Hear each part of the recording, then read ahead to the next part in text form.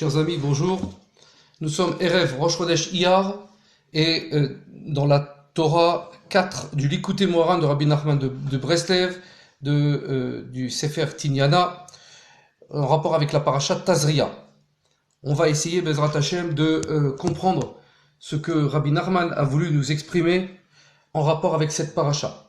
Il dit comme ça: le principal travail de la tzedaka, donc de la charité, consiste à briser notre cruauté pour l'inverser en miséricorde afin de donner de la tzedaka, donc de la charité. C'est-à-dire que quoi? L'homme, il est très attaché à son argent. Et il faut briser cette pulsion, comment dirais-je, cette tendance qui est de garder tout à soi et essayer de faire profiter les gens qui sont dans le vrai besoin. Bien sûr, il faut trouver ce qu'on appelle des anim, hagunim, des pauvres qui sont véritables et pas qui vont s'amuser avec l'argent. Donc malheureusement, ça ne manque pas.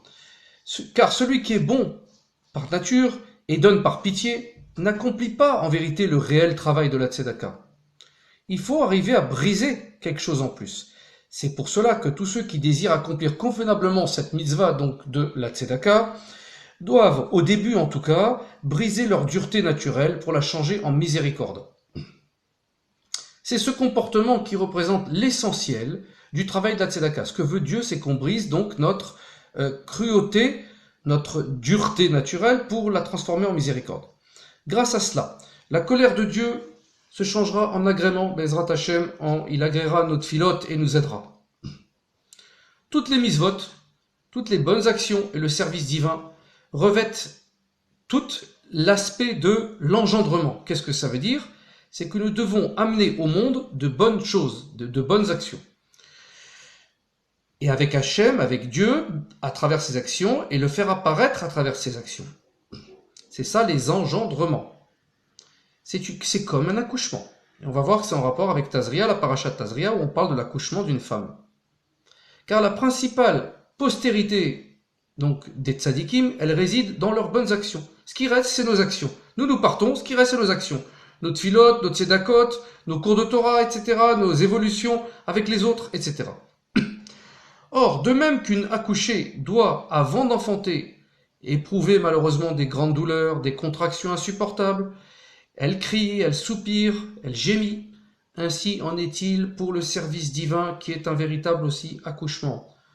En d'autres termes, il faut comprendre que l'homme qui désire servir Dieu ou faire teshuva devra forcément peiner durement à cause des contraintes et pousser des soupirs, des gémissements redoublés, surtout au départ, parce que Kalatralot Kachot, tous les débuts sont difficiles, puisque tous les débuts sont incroyablement difficiles. Il faut sortir d'un état pour atteindre un autre état. Il faut changer ou même transformer ou inverser notre état.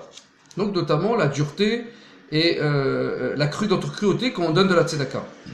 Et même par la suite, le service divin n'est pas aisé, il n'est pas facile. C'est toujours avec peine et effort que l'on doit malheureusement agir, parce que c'est nécessaire avant de pouvoir accomplir enfin une action qui soit durable, pérenne. Pour cette raison, cher ami, cher frère, dit Rabbi Nachman, ne panique pas face à tout ce qui t'arrive, parce que chacun, de toutes les façons, il faut savoir, on est tous dans le même panier, chacun doit endurer tout ce qui a été dit précédemment, mais il y a Dieu qui vient aider, il ne faut pas se décourager, Hachem il vient aider quand on veut vraiment, Hachem il nous amène toutes les kochot, toutes les forces nécessaires pour arriver à nos fins spirituelles. Et notre récompense, et surtout ça ce que dit Rabbi Nachman, elle sera proportionnelle à notre peine.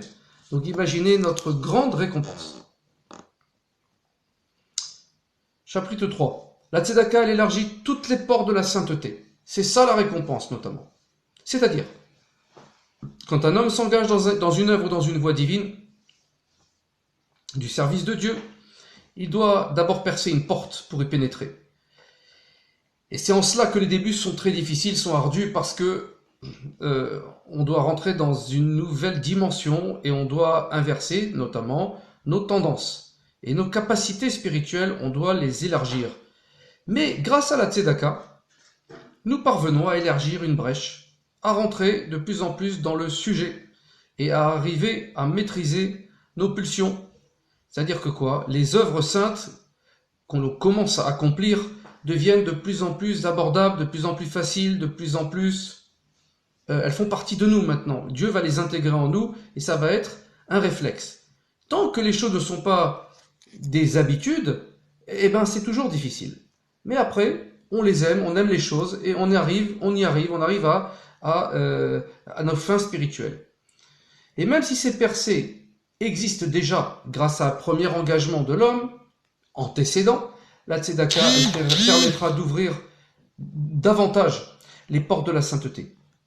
C'est pour ça qu'il est bon de donner la tzedaka avant de faire toutes les mitzvot que l'on commence. Avant la tfila, avant d'aller travailler, etc. Avant de faire quoi que ce soit, il faut donner une tzedaka. Avant de faire quelque mitzvah que soit, ou une œuvre sacrée, il faut donner la tzedaka. Afin de pouvoir ouvrir les portes de la sainteté qui correspondent justement à l'action que l'on doit effectuer. Parce que chaque action, chaque mitzvah est en rapport à un niveau spirituel, et c'est donc une kedusha et une sainteté. Et ainsi, nous allégerons nos difficultés dans notre engagement. 4. Il est difficile et pesant de commencer à donner de la tzedaka, mais l'efficacité de celle-ci est très, très, très grande. En effet, les besoins de notre corps que nous avons tous les jours, et dont nous avons la charge, en plus, parce que le corps, on en a une charge, on a la charge, il ne nous appartient pas. Ils sont très nombreux. On a besoin de manger, de boire, de s'habiller, de dormir, de se loger, etc., de travailler. Et ça constitue pour l'homme des obstacles à notre service divin. Parce que on est dans le mouvement et on a du mal, par exemple, à aller faire la tfila, à se concentrer dans la tfila, à travailler, à parler, etc. Parce que on est, entre guillemets, attaqué de toutes parts par les besoins du corps, et les besoins de la famille, et les besoins, etc., du monde, et les besoins de la société, du monde. Mais grâce à la tzedaka, les empêchements s'annulent petit à petit, car par l'intermédiaire de cette tzedaka, nous méritons que la bonté, la rahmanout, la miséricorde d'Hachem s'étende au point de ne plus être contraints, nous ne sommes plus contraints à autant travailler pour gagner notre vie, à autant souffrir pour gagner notre vie. Dieu vient alléger notre souffrance. Comme dit la Torah, Te'ase melacha, le travail se fera. Le travail se fera notamment, bien sûr, par le biais du Shabbat. C'est-à-dire que si on respecte bien Shabbat, Akadosh Baruch Hu, dans la semaine, il envoie les clients nécessaires, l'argent nécessaire, etc., selon nos besoins, parce qu'on fait bien Shabbat, par exemple. Ça, c'est une grande ségoula. Il faut bien savoir que c'est une grande facilité de gagner sa vie quand on fait Shabbat. Notre travail, en plus de ça, il dit, il sera accompli par d'autres. Et nous pourrons nous consacrer pleinement au service d'Hachem. Et croyez-moi, celui qui a fait l'expérience, qui a étudié la Torah et qui fixe un temps spirituel à la Torah, Akadosh Baruch Hu, il vient l'aider et le travail est fait. Croyez-moi. 5. Il est impossible de recevoir trop de bienfaits sans présenter un réceptacle pour le recevoir. Si on ne met pas un réceptacle adéquat, c'est comme si on met une petite casserole pour recevoir 100 litres d'eau. Eh ben, ça va déborder. De la même façon, pour nous, spirituellement, c'est pareil. On doit faire un keli, on doit faire un réceptacle, un lieu spirituel pour recevoir les bienfaits d'Hachem. Et c'est grâce à la crainte, à la ira, que se formera le réceptacle nécessaire pour recevoir la bonté d'Hachem, la Rahmanut. 6. C'est en réalisant que tout est régi par la volonté de Dieu et qu'il n'y a aucune fatalité. Dieu a des causes naturelles. Il n'y a pas de cause naturelle. Que la crainte apparaît. On comprend que tout vient de Dieu, même les pseudo-causes naturelles. Car, lorsqu'on est parfaitement conscient que tout est dirigé uniquement par la volonté d'Hachem, on sait dès lors que la récompense et la punition existent. Et qu'il y a donc lieu d'éprouver de la crainte vis-à-vis de Dieu, béni soit-il. Si on fait une mauvaise action, si on fait quelque chose de travers, eh ben, on devra payer dans ce monde, si Dieu nous aime.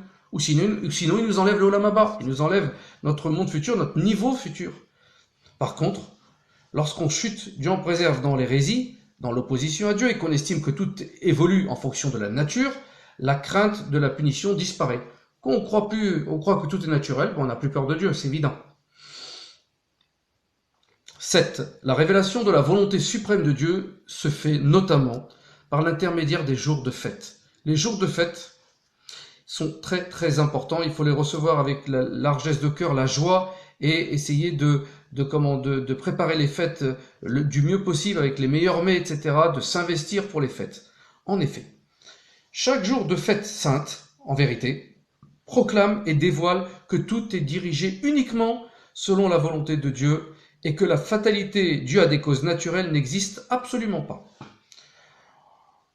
Il faut savoir que pendant les fêtes, nous faisons des réparations. Par exemple, Pessah, dit Rabbi Nachman, on répare l'argent. À Shavuot, on répare les fautes et les pensées d'origine sexuelle. À Rosh Hashanah, nous réparons l'idolâtrie. À Sukkot, nous réparons la nourriture et nous réparons notre Emouna. C'est pour ça d'ailleurs que l'on reçoit la Torah à Simchat Torah. C'est une réception de la Torah, encore une fois. C'est un deuxième, on va dire, Shavuot. Comment dirais-je, Simchat Torah, qui est le dernier jour de Sukkot. C'est un renouvellement de la Torah dans la foi et l'Emunah, parce qu'on a fait toutes les réparations depuis Pessah. La Tzedaka, les fêtes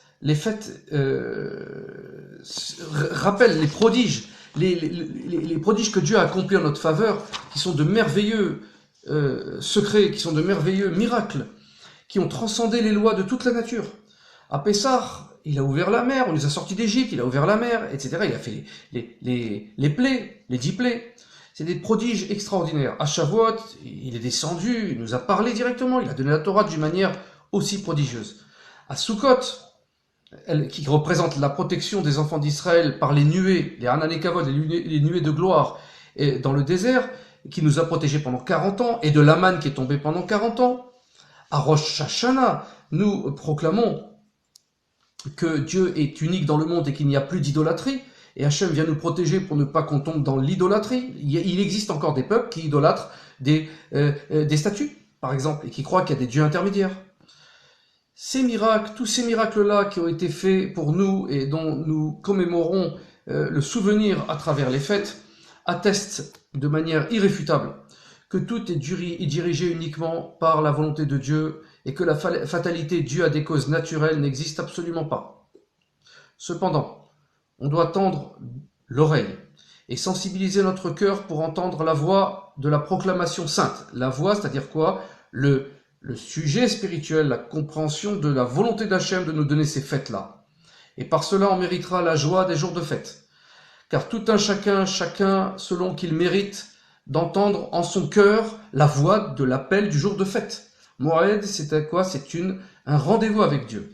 Alors, celui qui sait ressentir, qui écoute, qui prépare la fête, eh ben Dieu lui mettra les capacités pour ressentir la joie de la fête, et il le fera réparer par cette fête, et il lui montrera de niveau spirituel. Il existe, entre guillemets, des bêtes malfaisantes. Qui sont ces bêtes malfaisantes ? Ce sont les pseudo-scientifiques de la nature. Les scientifiques qui s'efforcent de démontrer, de prouver, à l'aide de leur science spéculative, que tout découle de la nature. Et ils corrompent, malheureusement, bon nombre de gens, donc de juifs, de gens de notre peuple. En effet, il faut savoir que la science, et je suis assez placé pour le savoir, c'est de l'épistémologie. C'est-à-dire que, à force de vérifier et d'observer un phénomène, on crée une loi qu'on appelle une définition scientifique, qui est en vérité une approximation, et qui est évolutive, et qui est donc probabiliste. C'est une probabilité, parce qu'elle change. La science d'il y a 200 ans n'est plus la même que celle d'il y a 20 ans, qui n'est plus la même que celle d'aujourd'hui. Elle évolue tous les jours. Pourquoi ? Parce que les définitions s'affinent, parce qu'on redécouvre des choses que l'on ne connaissait pas. Et donc, elles sont fausses. Elles sont vraies aux yeux des scientifiques momentanément. Ils croient dur comme fer que c'est vrai, jusqu'à ce qu'arrive un autre scientifique et le détruit la première définition, on en remplace par une autre. Par exemple, je parle de la médecine. Pendant des dizaines et des dizaines d'années, les ulcères d'estomac ont donné à des gens du Tagamet pour essayer d'améliorer les douleurs et progressivement d'arrêter les ulcérations de l'estomac. Et on a vérifié malheureusement il y a 20 ans qu'il n'y a plus d'ulcère d'estomac. On soigne l'ulcère avec des antibiotiques parce qu'on a prouvé que c'était simplement des microbes et qui migrent dans certaines parties de l'estomac et qui créent des colonies, qui créent des ulcérations. Donc la science, la médecine, n'est pas exacte. Elle évolue, elle est évolutive. Mais il y a des gens qui croient momentanément, parce qu'ils n'ont pas les capacités mentales, ou qu'ils ne veulent pas chercher, que les choses sont vraies. Et ils sont dupés au sujet, par rapport au sujet qui est présenté. Et dit Rabbi Nachman que Dieu nous sauve des mains des pseudo-scientifiques de la nature, qui expliquent les choses de façon naturelle. Et les âmes de ces gens qui sont pris au piège, il dit, sont comme des oiseaux qui sont pris au piège parce qu'ils croient les pseudo-scientifiques. C'est pour ça que celui qui a pitié de lui-même doit fuir et sauver son âme de leur emprise, afin qu'elle soit point détériorée entre leurs mains. Parce qu'ils vont progressivement faire sortir le Yehudi, le juif, ou tout être qui croit en Dieu, de la croyance véritable d'un Dieu unique qui dirige le monde. Car leur influence est très puissante, et leurs cris vont en s'amplifiant, dans le but de couvrir l'appel saint du jour de fête, c'est-à-dire le moed, l'appel du jour de fête, qui veut nous dire qui proclame et dévoile que tout est régi selon la volonté divine. C'est pour ça qu'il est formellement interdit de consulter des livres traitant de philosophie. Il dit bien de la philosophie. Même ceux rédigés par les grands d'Israël, il dit Rabbi Nachman, car il n'y a pas plus grand mal que ça, parce que progressivement, ça nous éloigne de la vraie Torah. 9. À cause des anciens sages de la génération qui n'ont pas acquis la perfection. Je répète, entre guillemets, il a mis Rabbi Nachman, les anciens sages de la régénération qui n'ont pas acquis la perfection, la sagesse des scientifiques de la nature se renforce. Et en vérité, c'est à cause de nous que la science se renforce, parce qu'on n'est pas capable de faire passer la Emouna chez les autres, ou d'expliquer la Torah, ou de s'investir. En effet, l'homme doit s'efforcer d'ajouter chaque jour de sa vie un surplus de Kedusha, de sainteté et de connaissance de Dieu, tous les jours. Sinon, il va tomber entre les mains des pseudo-scientifiques et de la pseudo-science, qui est une simple probabilité. C'est de cette manière que l'on mérite réellement le titre de « ancien dans la sainteté ». En revanche, celui qui endommage ses jours, qui n'ajoute pas tous les jours de la sainteté et de la connaissance, il n'est pas appelé ancien, même s'il a un âge avancé, mais il est au contraire considéré comme un moindre en jour, petit en jour, parce qu'il n'a pas profité des jours et pour monter de niveau, puisqu'il ne s'est pas renouvelé journellement. C'est comme si les jours de sa vie étaient écourtés.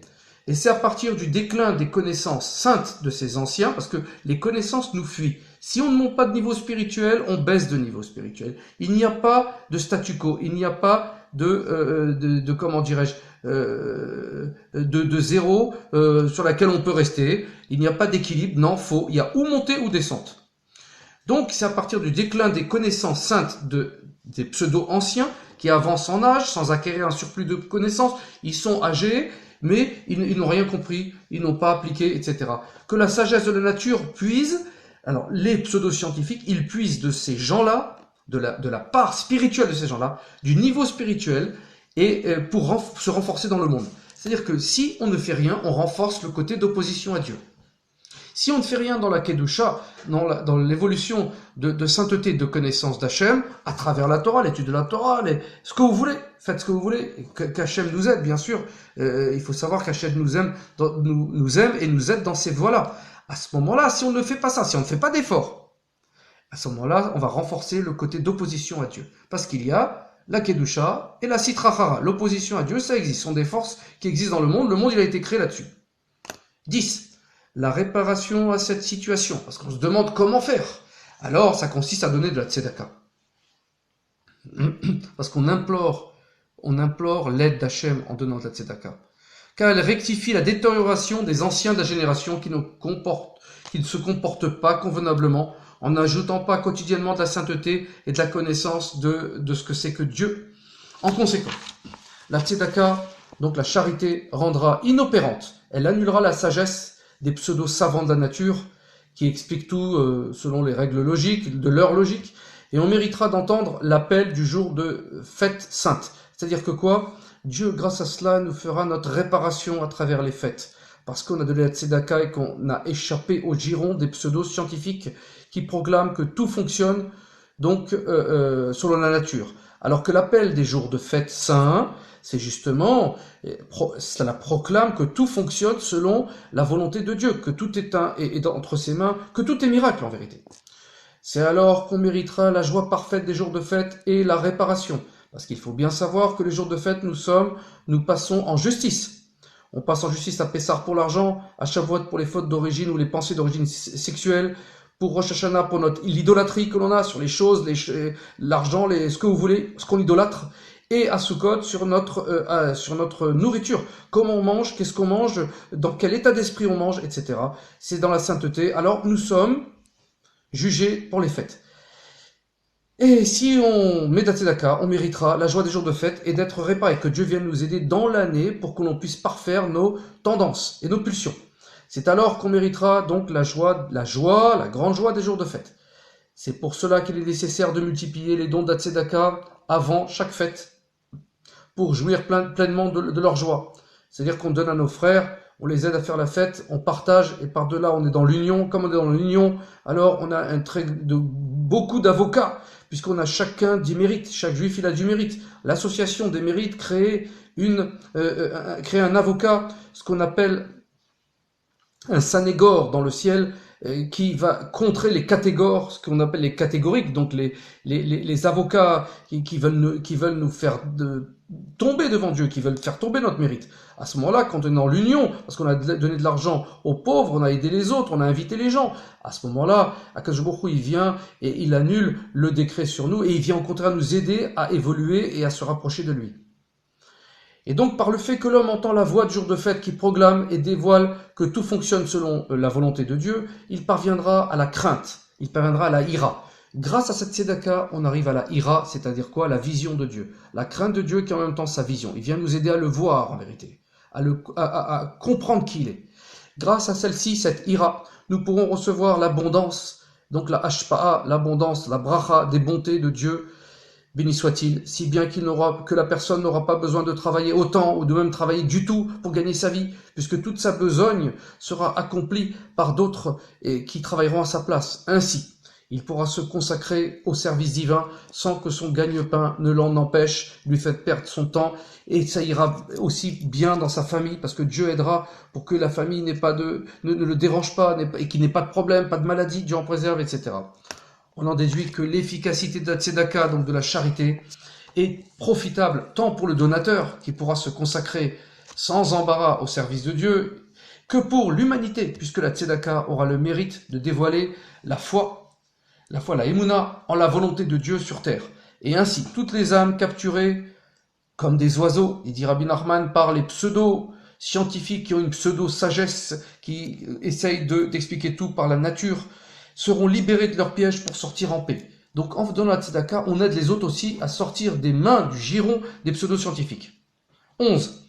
Parfois même, lorsqu'on parvient à infléchir, à faire plier les savants de la nature, les pseudo-scientifiques, ils se renforcent de plus belle pour instiller le doute, donc le safek dans notre foi, en la volonté de Dieu, qui est le moteur de tous les événements du monde.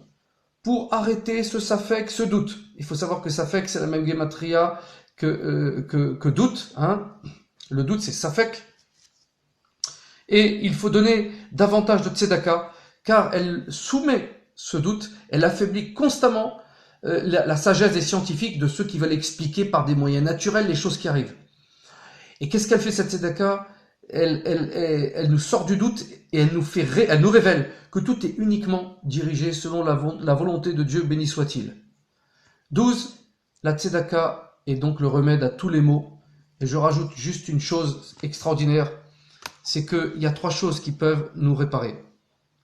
C'est le tzom, le jeûne, tzom, kol, la voix, et mammon, l'argent, la tzedaka. Qu'est-ce que ça veut dire? Tzom, c'est le fait de jeûner. Tzom, ça fait gematria 136. Kol, c'est la voix, c'est la tfila, la prière, ça fait aussi 136. Et mammon, c'est l'argent, avec la émouna que l'on donne en tzedaka, en charité, ça fait aussi 136. 136, c'est la gematria totale de 408. 408, c'est la gematria de Zot. C'est-à-dire Kol, Tzom et Mammon, quand on additionne 136 fois 3, ça fait 408. Et 408, ça fait Zot. Zot, c'est Vezot à Torah. Quand on rentre dans une des composantes de cette trilogie, de Tzom, Kol et Mammon, par exemple, on donne la tzedaka, c'est que Dieu il fait de telle sorte que c'est comme si on avait toute la Torah. Parce qu'on rentre dans Zot. On renforce tous les niveaux parce qu'on donne de la tzedaka. Celui qui n'a pas d'argent, il peut aussi prier ou jeûner. Celui qui ne peut pas jeûner, il a qu'à donner de l'argent et prier. celui qui n'a pas d'argent, je répète, qui n'a pas présentement sur soi, par exemple, de l'argent. Des fois, une tzedaka se présente, on n'a pas d'argent, on n'a pas de pièces, par exemple, ou on n'a rien dans la poche. Alors, on peut pas. Alors, on pourrait prier pour la personne. Et on pourrait aussi jeûner pour la personne quand on entend des choses, en disant je vais jeûner jusqu'au soir, par exemple. C'est un très grand niveau. Voilà, puissions-nous, Bezrat Hashem, recevoir Zot, Ve Zot à Torah, ceci est la Torah, Zot, c'est la seule chose qui est définie dans le monde, c'est la Torah, Kedusha, et par elle, on sera réparé de tous nos maux, et on pourra réparer le monde, l'année, et, comment dirais-je, et l'hérésie dans le monde. Baruch Adonai l'olam, amen, amen.